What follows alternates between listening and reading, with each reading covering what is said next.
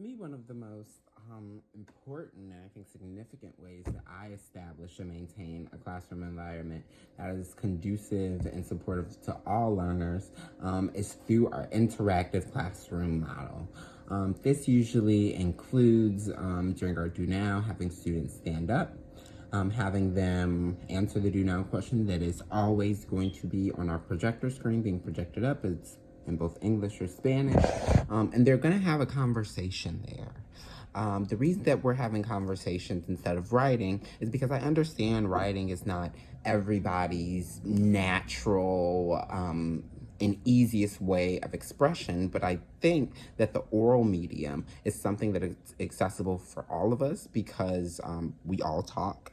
We all have great ability to articulate and express ourselves through oral speaking and speaking engagements.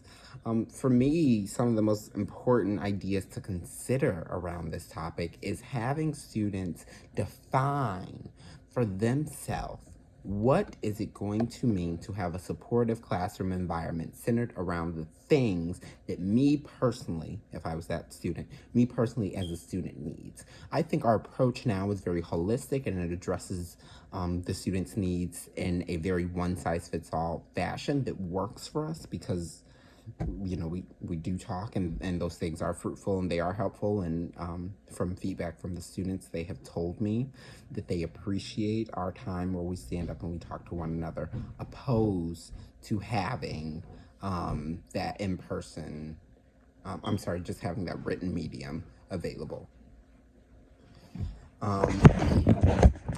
So when I handle a situation and a student disrupts the class, it's usually one of two things. Typically, I can quell disruptions typically easily with like maybe a look. And if usually that doesn't work, it'll just be a quick public. A quick public is just a very quick corrective redirection from the teacher that's not punitive, that's not like harmful, but it's quick. Hey, can you sit down for me? Thank you so much. Like, let's keep going. That's an example of that. And yeah, I think for me, yeah, that works. So my system of grading is different depending on the type of assignments that we're having. So we usually have three types of assessments. We have tests, we have quizzes, and we have practices. Our practices is any guided practice, any independent practice that I'm having them to do for homework or classwork. And that is usually graded just with correctness. Our guided practice is typically content-based. So it's it's right or it's not. There's usually no peripheral element of it.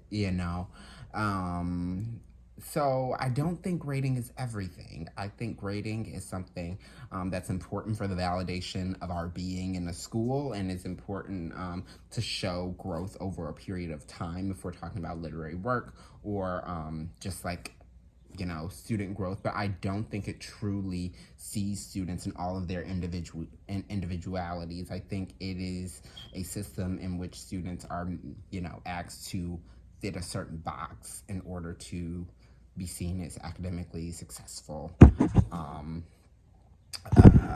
Yeah. For example, if parents and students are angry about their grade, there's always opportunity to have a conversation with me and my mentor teacher about what's going on. I always am open to talking to parents about like, okay, so this is what I don't have. I was having a conversation during parent teacher conference about that. For example, like, this is what I don't have, and this is what I need. And never mind, showing the student their actual, grade, the breakdown. This is what went into your grade. And these are the things that I'm missing. And this is why your grade is this as of this moment. Yeah. Yeah. That is, yeah. Yeah. Thank you.